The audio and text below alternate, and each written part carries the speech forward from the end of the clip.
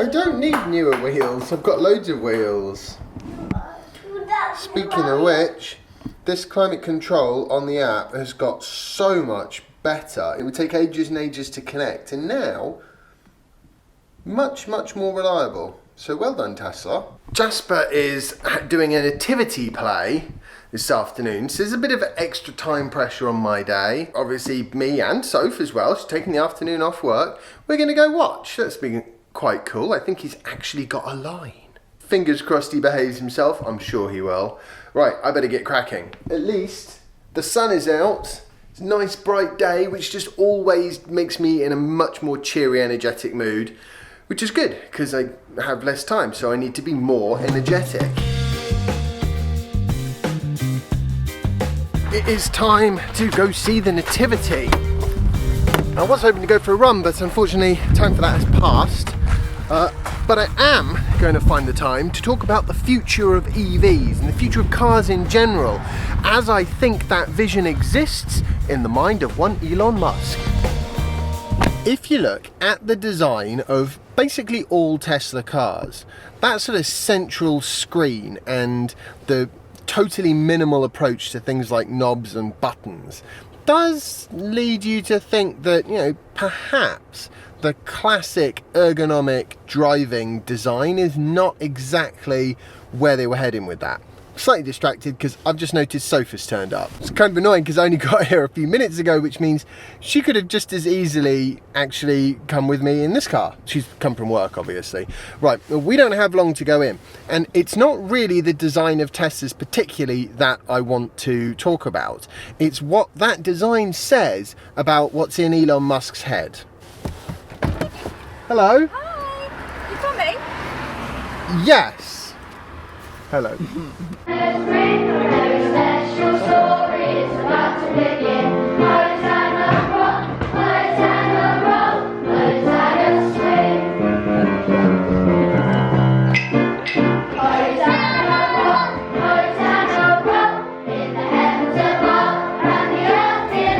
I thought it was really good, actually. I was really surprised. Oh, it was really sweet. Yeah, It was, wasn't it? Yeah, surprisingly entertaining.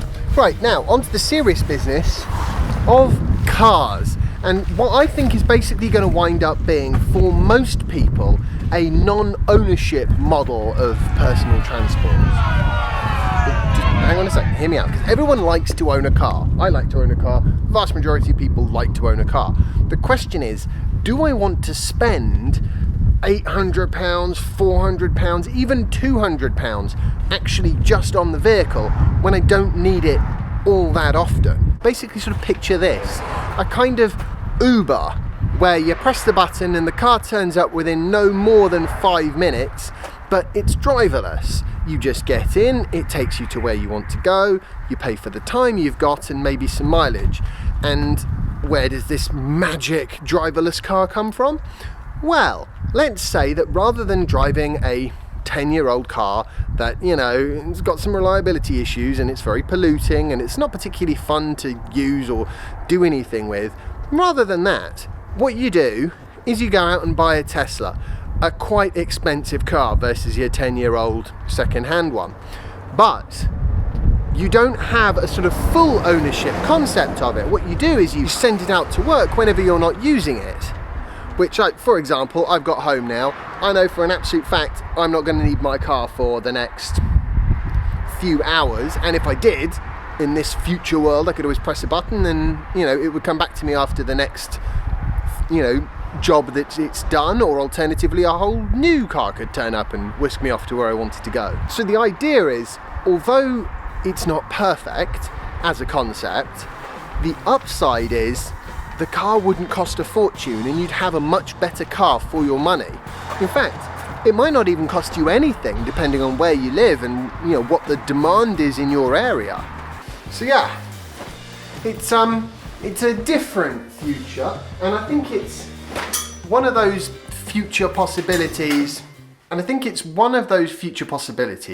where from the outside looking in doesn't sound like a great idea.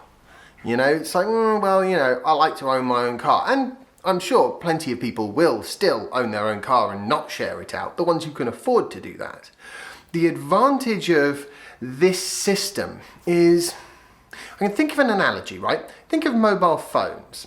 If you actually had to go out and buy a smartphone for the price of just that smartphone, right at the beginning, they never would have taken off. Because people would go into their phone shop and say, okay, this phone here is 50 quid and it'll do the job, it'll make the calls and do all the stuff that I want. And this smartphone over here, this iPhone, is £500. It's a nice phone, but I just don't have £500. And it's kind of a similar situation with cars. At the moment, the purchase model that's in use is very much one of you have to pay for the vehicle. It doesn't make you money, it costs you money. The question is just how much does it cost you?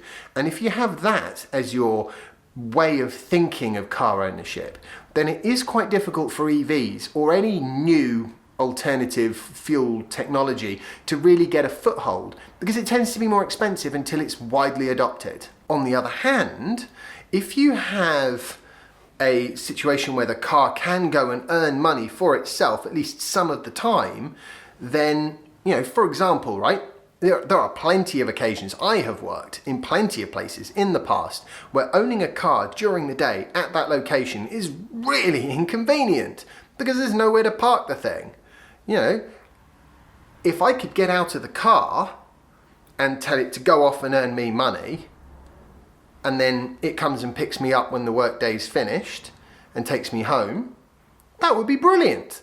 The car would pay for itself and I wouldn't have to worry about parking the thing. So the point is, when you actually get involved in the reality of something like this, I think it will be far more appealing to far more people, because they'll actually look at it and go, hang on a minute, so I basically just get a free car. I can still go out and buy a car that's just for me if I want, but I wouldn't have to drive it because I've got another car that costs me nothing and keeps itself, and yet if I want to go on holiday with it and do a couple of thousand miles, that's also no problem. Oh yeah, that sounds actually really quite attractive. And where this has come from was I was reading an interesting article on InsideEVs where they were talking about the design of Model 3, you know, no air vents, one big central screen, touch screen, not perfectly angled for the driver, almost like it's actually for everyone in the car, like a sort of entertainment system perhaps, like almost maybe the car might just be driving itself. Then you sort of think of Elon Musk and his vision for future of transport, and you also look at the southeast of England where the roads are biblically congested. It's clear that individual car ownership will become more and more of a luxury, if only because space on the road will get shorter and shorter. Look what turned up in the post earlier today.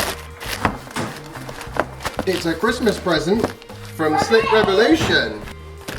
No, I'll get it. Look. Oh yeah. What is it? Look.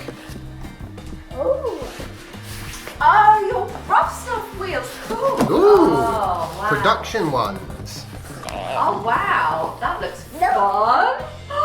Daddy can try them in the house because they're clean. Yeah. Ooh, good point. Jasper, I thought you were really good in the Nativity. Well done. That was fantastic. Did you enjoy it? Oh. Right, now I was going to do a Geek Hour TV episode up here, but it's a bit of a mess still. Looking forward to trying these out. They have some advantages over the pneumatic wheels, but they do have a disadvantage as well, in that obviously they don't compress really, not very much at all. So obviously if you want a smooth ride over rough tarmac, pneumatic is going to be better. But if you just don't want to slide to your death or have the board come to a grinding halt because of a little stone, these things are brilliant for that. I'm actually seriously considering putting them on my board up. They're quite heavy, I suppose. That's one potential downside of that idea. Try them on the Evolve, because one of the downsides of the all-terrain wheels is the all-terrain wheels do cost you a lot of range, and I would be very interested to know how much range you get back with these. Yeah, that would be interesting. do a range test. This is where I'm going to draw today's vlog post to a close. I hope you've enjoyed it. If you have, remember to like it, share it and subscribe if you haven't already, and follow me on Instagram if you don't already, and I will see you tomorrow for the next installment of my daily vlog. Bye. Alright, I've got one ice cream out. Oh. The chocolate one. I love chocolate. Yes. You sure he's good enough for ice cream? No, I don't think he is. Right. I love chocolate. I have chocolate every day. Okay.